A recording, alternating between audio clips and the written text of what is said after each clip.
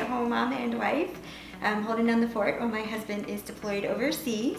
I have 2 young girls in elementary school who love to play outside and play Barbies all day. We do puzzles and theme parks and all fun all day long.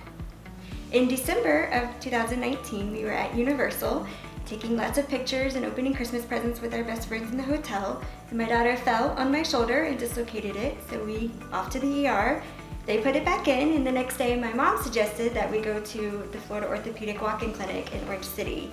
And so we did, and the doctor there referred me to Dr. Steen for further evaluation and surgery. This is my second surgery on the same shoulder, my right shoulder. This time around I had a shoulder labrum repair. He had a fancy name for it, but I don't remember it, and rotator cuff repair.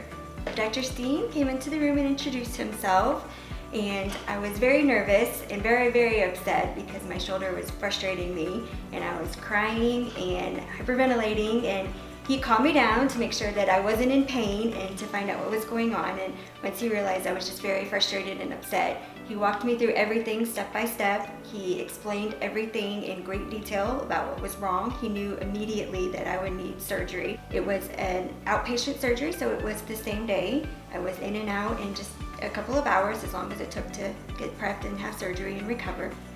Everything with Florida Orthopaedic went swimmingly well. The office staff is very nice and kind and very quick to respond to any calls or questions that I had. Making appointments was super easy. All of the nurses were very kind, and x-ray technicians.